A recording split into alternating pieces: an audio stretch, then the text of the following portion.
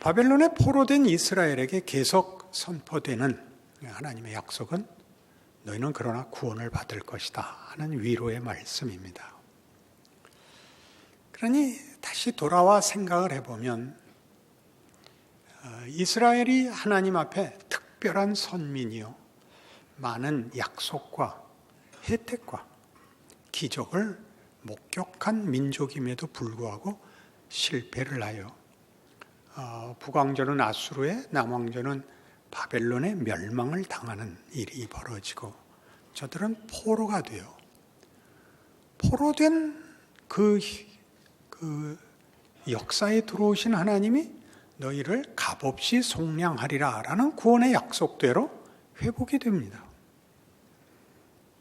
그 회복을 위하여 하나님은 이스라엘에게 군사력을 주거나 무슨 정치력을 주거나 하는 외적 권력을 가질 조건들을 채우는 것이 아니라 페르시아가 일어나 바벨론을 멸망시키는 바람에, 그리고 페르시아 왕 고레스가 정치적 이유로 각 민족들에게 자치권을 허용하는 바람에 이스라엘은 본토로 돌아옵니다. 이 모든 일들은 우리 이사야에 표현된 대로 하자면 이스라엘의 범죄로 인한 심판이요, 그래서 바벨론에 이스라엘 백성을 포로로 넘기심이요, 이스라엘을 잡아간 바벨론은 약속의 백성을 잡아간 하나님을 거역한 자로 대적으로 취급되어 멸망을 당하고, 저들이 당한 멸망은 이스라엘을 회복할 뿐 아니라 이스라엘로 하여금 한 걸음 더 나아가는, 말하자면 구원의 영역이 확대되고 이스라엘만의 구원이 아닌 전 세계의 구원으로 저들의 구원이 확대되고 저들은 거기서 하나님의 백성 된 것이 무엇인가를 깨닫는 귀한 결론을 얻게 됩니다. 오늘 본문은 51장 3절에 보시는 바와 같이 이것이 모두 하나님 손에 있는 일이라고 선언하고 있습니다. 나 여호와가 시온의 모든 황폐한 곳들을 위로하여 그 사막을 에덴 같게, 그 광야를 여호와의 동산 같게 하였나니 그 가운데 기뻐함과 즐거움과 감사함과 창화하는 소리가 있으리라. 하나님이 시온을 회복시킵니다. 시온은 하나님 통치의 보좌라는 상징을 갖는 이름으로 예루살렘 성입니다. 예루살렘은 이스라엘의 도성이고 성전이 있는 곳이고 이스라엘 전체를 상징하는 한 호칭입니다. 예루살렘의 회복, 이스라엘의 회복, 그것은 하나님이 하실 것이고 그 회복은 얼마나 놀라운지 기뻐함과 즐거움과 감사함과 찬송 소리가 있을 것이라고 약속합니다. 그리고 이렇게 하는 이가 하나님이시라는 것을 4절 이하, 내 백성이여 내게 주의하라, 내 나라여 내게 귀를 기울이라, 이는 율법이 내게서부터 나갈 것임이라, 내가 내 공의를 만민의 빛으로 세우리라, 내 공의가 가깝고 내 구원이 나갔은즉 내 팔이 만민을 심판하리니 섬들이 나를 앙망하여 내 팔에 의지하리라. 하나님으로부터 법이 나오고 하나님으로부터 질서가, 하나님으로부터 정의가, 하나님으로부터 평강이, 하나님으로부터 행복이, 만족이, 감사가 흘러나올 것입니다. 그러나 이 약속들은 묘하게도 이것이 이루어지지 않은 억울한, 이해할 수 없는 정황에서 선언이 됩니다. 기가 막히죠. 하나님이 그런 일을 만들어 놓고 기쁨과 감사와 찬송 속에 내가 이 일을 만들어 놓으라가 아니라 그런 기대와 상상을 할 수 없는 쫓겨간 나라, 억울한 마음, 비극적 현실, 고통과 그 마음의 절망으로 가득한 현장에 하나님이 이 약속을 합니다. 그러니 7절, 8절을 보십시오. 의를 아는 자들아, 마음에 내 율법이 있는 백성들아, 너희는 내게 듣고 그들의 비방을 두려워하지 말라. 그들의 비방에 놀라지 말라. 옷같이 좀이 그들을 먹을 것이며 양털같이 좀벌레가 그들을 먹을 것이니 나의 공의는 영원히 있겠고 나의 구원은 세세에 미치리라. 이것을 우리는 성경으로 읽고 결과를 아니까 이 구절을 읽을 때 전혀 거부감도 모순도 마음에 일어나지 않습니다. 그러나 이 구절은 정확히 여러분 현실에 대하고 하는 얘기입니다. 여러분 고달픈 현실에 의를 아는 자들아, 내 마음에 내 율법이 있는 백성들아, 너희는 내게 듣고 그들의 비방을 두려워하지 말라. 그들의 비방에 놀라지 말라. 그대로 현실이죠. 너희 아파도 걱정하지 마라. 실패해도 겁내지 마라. 너희를 잡아먹으려고 으르렁거리는 폭력에 대해서 겁내지 마라. 그럼 여러분 지금 아멘이 나오시겠습니까? 시간 순서를 보십시오. 편안할 때, 모든 것이 해결되고 안심일 때 하나님은 과연 그러시다 이렇게 얘기하는 것은 쉽지만, 그렇지 않은 때 하나님이 이 말씀을 주셨고 동일하게 우리에게 지금 주고 있다는 거죠. 결과는 아직 안 주고. 이것이 이사야서의 가장 중요한 표현법입니다. 증언입니다. 시간을 보십시오. 그러니 우리는 다시 돌아가 무엇을 확인해야 되느냐 하면, 이 실패로 반복되는 역사의 의미가 뭐냐로 다시 돌아가야 됩니다. 회복시킬 이스라엘은 왜 팔고, 말 안 들을 백성을 심판할 것이면 왜 도대체 처음부터 택하긴 택했냐고. 단군이 낫지. 이 실패할 백성들에게 그 많은 일을 하셔서 뭘 화를 내시고, 뭘 바벨론에 파시고, 바벨론 보고 제대로 하나님의 정의를 실현하지 않고 폭력과 욕심만 채웠다고 또 벌을 주시고는 번거로운 일을 하냐고 마땅히 물어보셔야 됩니다. 그렇죠. 그러니 역사에 대하여 우리는 이 질문 앞에 서게 됩니다. 역사의 목적은 무엇인가? 역사는 어떤 의미를 가지는가? 이 질문을 해야 됩니다. 왜요? 우린 역사 속에 있으니까요. 세상 속에 있죠. 역사와 세상이 깨지면 우리 모두가 깨집니다. 하늘이 무너지는 것이고 땅이 갈라지는 것입니다. 이 역사를 이해하고 납득할 수 없으면 우린 우리의 존재를 늘 외면하고 기만하고 살아야 됩니다. 운을 시험하면서 살 수밖에 없습니다. 거기다 한 걸음 더 가서, 그럼 인간의 가치는 뭐냐? 이렇게 또 물어야 됩니다. 왜요? 역사가 실패를 거듭하고, 역사가 의식이 없고, 목적을 가지지 못하고, 내용을 만들지 못하기 때문에 실패로 반복된 그 역사 속에서 인생은 늘 고단합니다. 그것이 현실입니다. 인생을 산다는 건 재앙을 당하는 것입니다. 여러분을 안심시키는 것이 뭐가 있습니까? 여러분이 가장 필요로 할 때, 도움을 필요로 할 때 가서 기댈 때가 어디가 있습니까? 아무것도 없습니다. 그러니 인생과 역사에 대한 이 질문이 우리에게 당연히 나와야 됩니다. 즉, 역사와 인생의 가치가 무엇이며 운명은 어떻게 되는 것인가? 거기다 대고 계속 이사야가 이 말을 반복하죠. 그건 내가 쥐고 있다. 너희는 정치, 경제, 사회, 교육, 국방에 문제가 있어서 망한 것이 아니라 너희는 나를 외면해서 내가 너희를 망하게 했다. 너희가 재건되려면 국력을 키워야 되는 것이 아니라 내게로 돌아와야 된다. 이게 심판이죠. 그러니까 바벨론은 국력이 강해서 이스라엘을 먹었지만 너희가 힘으로 이긴 것이 아니라 내가 내 민족을 너희에게 넘겨줘서 이긴 것이다. 너희는 너희가 가진 권력과 폭력이 내용을 갖지 않고 죄와 탐욕으로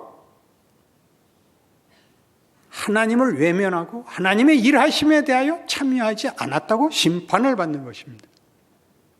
그렇게 이해할 수 있을까요? 이해할 수 없습니다. 신앙인이 아니고는 그런 이해는 불가능한 것입니다. 그런 이해를 가지지 못하면 그냥 인생은 한 번 살아보는 것에 불과합니다. 인생의 가치가 어디 있는가? 하나님이 사랑하고 영광을 목적하고 있다는 것이 인간의 정체성입니다. 그걸 모르면 아무것도 할 수 없습니다. 그럼 왜 그것을 고난으로 하는가? 여기 오는 거죠. 고난이라는 과정이 왜 필요한가? 왜 실패를 놔두시는가? 실패와 멸망을 회복할 수 있는 하나님이 왜 고난을, 절망을 허락하시는가 하는 지점에 오게 되죠. 로마서 5장에 가면 뜻밖의 성경 전체가 이 문제를 중요한 주제로 다루고 있다는 것을 만나게 됩니다. 로마서 5장 1절. 그러므로 우리가 믿음으로 의롭다 하심을 받았으니 우리 주 예수 그리스도로 말미암아 하나님과 화평을 누리자. 또한 그로 말미암아 우리가 믿음으로 서 있는 이 은혜에 들어감을 얻었으며 하나님의 영광을 바라고 즐거워하느니라. 다만 이뿐 아니라 우리가 환난 중에도 즐거워하나니 이는 환난은 인내를, 인내는 연단을, 연단은 소망을 이루는 줄 알미로다. 자, 예수로 말미암아 하나님과 화목되었고 하나님의 영광을 바라고 즐거워하는 자 됐습니다. 그리고 느닷없이 환난입니다. 환난은 조금 전에 서두에서 길게 설명한 바와 같이 우리 인생의 현실입니다. 하나님이 우리의 못난 것과 우리의 실패와 아니 더 크게 우리를 재앙 속에 넣어두는 기간입니다. 그 환경입니다. 우리는 재앙 속에 있죠. 비극 속에 있습니다. 고통 속에 있습니다. 뭘 하려고요? 인내를 만들려고 합니다. 인내가 뭐죠? 기다리는 것입니다. 뭘 기다리죠? 답을 기다리는 것입니다. 서두에 얘기한 대로 역사와 인생에 대한 이 깊은 질문, 역사는 목적을 가지는가? 인생은 어떤 가치를 가지는가? 나라는 정체성은 뭔가? 이 모든 것의 주인은 누군가? 어떤 운명을 목적하고 있는가? 라는 질문 앞에 서야 됩니다.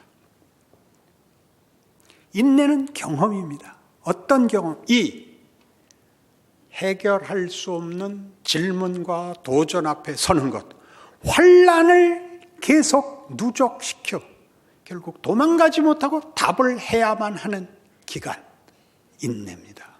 뭘 만듭니까? 연단을 만들죠. 연단이란 뭐죠?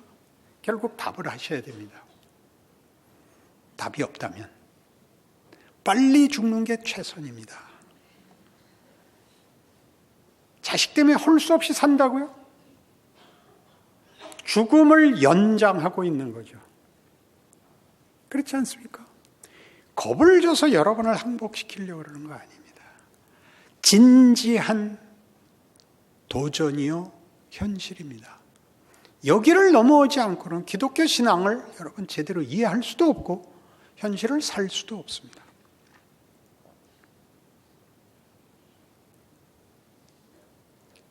죽음을 비켜가는 답을 얻는 것이 하나님이 원하는 것이 아니라 죽어도 좋다고 얘기하는 내용을 가지라고 합니다. 죽어도 좋다.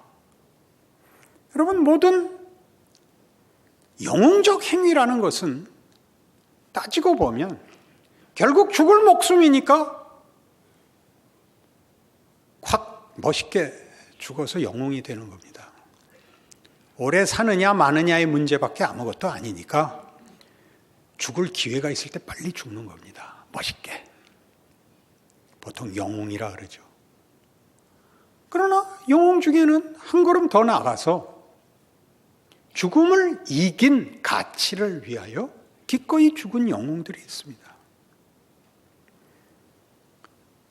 우리는 우리의 삶 속에서 차마 죽지 못할 이유가 있어서 죽지 않고 있지만 죽음은 극복하지 못한 평범한 사람들입니다. 죽음을 이기는 것이 영웅인지, 차마 죽지 못하고 우리의 최소한의 책임을 견디고 있는 게 영웅인지는 두고 봐야 합니다. 우리 다음 이사야 53장 때 할 겁니다. 그때까지 기다리십시오. 죽지 마시고. 이 질문이 소망을 만듭니다.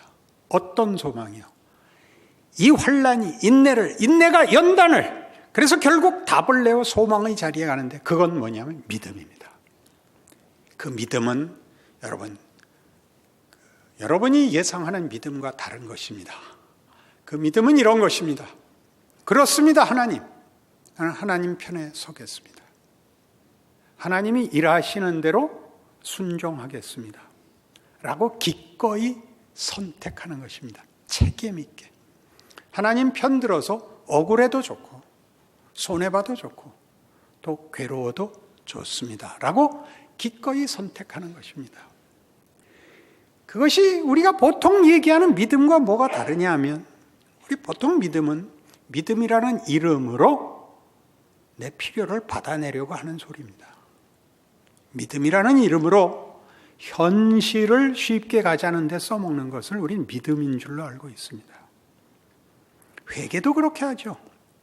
어떻게 해서든지 하나님의 호의를 사기 위해서 회개도 하고 믿음도 얘기하는데, 그것보다 큽니다. 뭐에서만 나온다고요, 이 답이? 여러분, 직면하십시오. 우리가 해결할 수 없는 현실적 도전, 역사적 도전 앞에 서서 인간이란 굴복해야 되는가, 타협해야 되는가, 아니면 극복할 것인가? 극복하려면 극복할 방법이 무엇인가? 하나님 외에 없습니다. 하나님만이 성경에 증거된 대로 믿을 만한 분입니다. 그는 의로우시고 선하시고 자비로우시고 우리를 사랑하시며 긍휼을 베푸시고 의로운 분입니다. 그럼 누굴 믿겠습니까? 미래를 맞추고 운을 주는 자를 믿겠습니까? 인간의 가치를 다만 고난을 면하는 것에다가 다 갖다 바치겠습니까? 그걸 만들어내는 이 길이 환난과 인내와 연단이라는 과정을 필요로 하는 것이죠. 이스라엘의 환난, 심판, 고난, 수치, 저들을 죽음 앞에 세우고 절망 앞에 세웠습니다. 어떻게 할 것이냐? 비로소 답이 나옵니다. 오늘 본문에 돌아가시면 비로소 51장 9절 여호와의 팔이요 깨소서 능력을 베푸소서 옛날 옛시대에 깨신 것 같이 하소서 라합을 점이시고 용을 찌르시니가 어찌 주가 아니시며 바다를 넓고 깊은 물을 말리시고 바다 깊은 곳에 길을 내어 구속받은 자들을 건너게 하시니가 어찌 주가 아니시니까 여호와께 구속받은 자들이 돌아와 노래하며 시온으로 돌아오니 영원한 기쁨이 그들의 머리 위에 있고 슬픔과 탄식이 달아나리이다. 이제야 이사야 내내 하나님의 한탄, 하늘이여 들으라 땅이여 귀를 기울이라 내가 자식을 키웠거늘 저놈들이 나를 배신하고 벌받을 짓을 자초하고 있다. 너희들을 내가 그냥 둘 수 없다라는 한탄. 그러나 어찌 내가 사랑하는 너희를 포기하겠느냐 라는 한탄으로 가득 찬 내 백성을 잡아간 바벨론 내가 네 씨를 말리겠다라는 분한, 여기에 대한 아무런 답도 없던 하나님의 백성들 중에서 이 고백이 쏟아져 나오는 것입니다. 단군 이래 최고로 불행한 시대를 산다는 지금이지요. 일제강점기 36년보다 더 힘들다는 현대입니다. 왜 그렇게 됐죠? 우리 모두가 역사가 우리에게 어떠한 발전도 혜택도 주지 못했다는 걸 알기 때문입니다.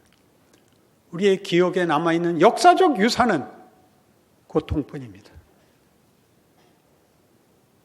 그게 우리 현실이죠. 역사의 현장이고 거기에 내용을 담는 것은 하나님이십니다. 뭘 담았는가 보십시오. 우리 이 자리는 억울할 것도 없는 자리고 손해보는 자리 아닙니다. 여기서 신앙인이라는 이름으로 서는 선택을 하셔야 됩니다. 하나님은 우리를 사랑하사 자유를 주십니다. 그를 외면할 자유까지 줍니다. 사랑이란 그런 것이죠.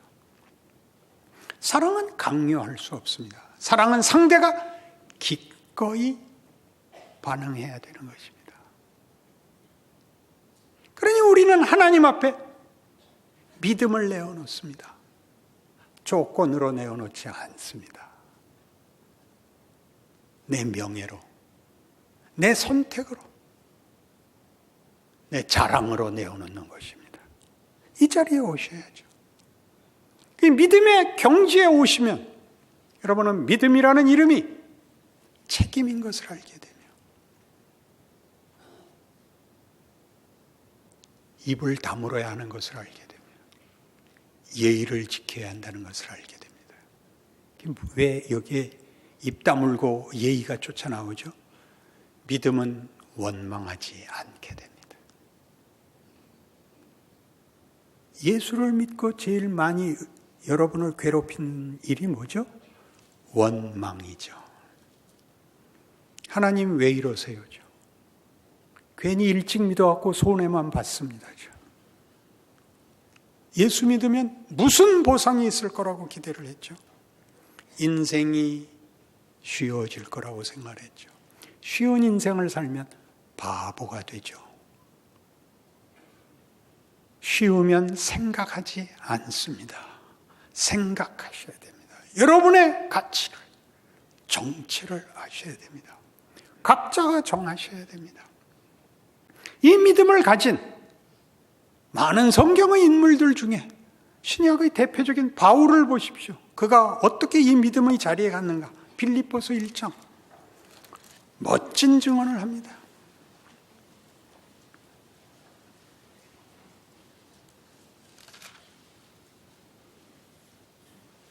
빌립보서 1장 20절 나의 간절한 기대와 소망을 따라 아무 일에든지 부끄러워하지 아니하고 지금도 전과 같이 온전히 담대하여 살든지 죽든지 내 몸에서 그리스도가 존귀하게 되게 하려 하나니 이는 내게 사는 것이 그리스도니 죽는 것도 유익함이라. 그러나 만일 육신으로 사는 이것이 내일의 열매일진데 무엇을 택해야 할는지 나는 알지 못하노라. 내가 그 둘 사이에 끼었으니 차라리 세상을 떠나서 그리스도와 함께 있는 것이 훨씬 더 좋은 일이라. 그렇게 하고 싶으나 내가 육신으로 있는 것이 너희를 위하여 더 유익하리라. 내가 살 것과 너희 믿음의 진보와 기쁨을 위하여 너희 무리와 함께 거할 이것을 확실히 아노니 내가 다시 너희와 같이 있으므로 그리스도 예수 안에서 너희 자랑이 나로 말미암아 풍성하게 하려 함이라. 비장미 같은 거 없습니다. 헌신, 유익 이런 것에 가치를 둔 결정이 아니라 믿음의 결정입니다. 너희를 위하여 내 기꺼이 고난의 생애를 연장하겠다. 그러는 것입니다.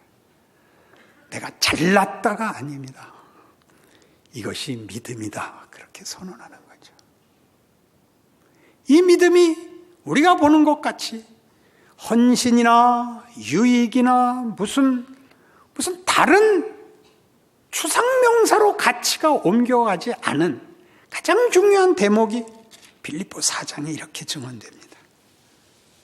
4장 4절 주 안에서 항상 기뻐하라. 내가 다시 말하노니 기뻐하라. 너희 관용을 모든 사람에게 알게 하라. 주께서 가까우시니라. 아무것도 염려하지 말고 다만 모든 일에 기도와 간구로 너희 구할 것을 감사함으로 하나님께 아뢰라.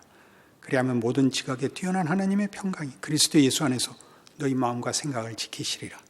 이 믿음의 가장 독특한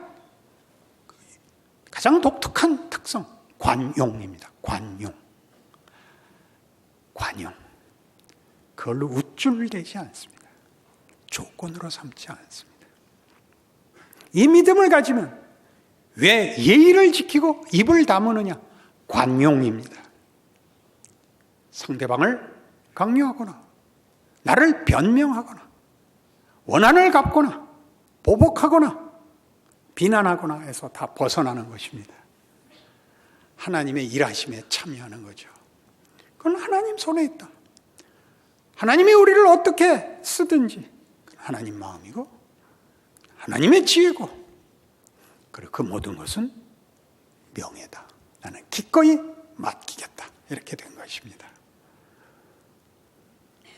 괴로운 신앙 인생을 멋있게 살아보시겠습니까? 안 하시는 분들은 뭡니까?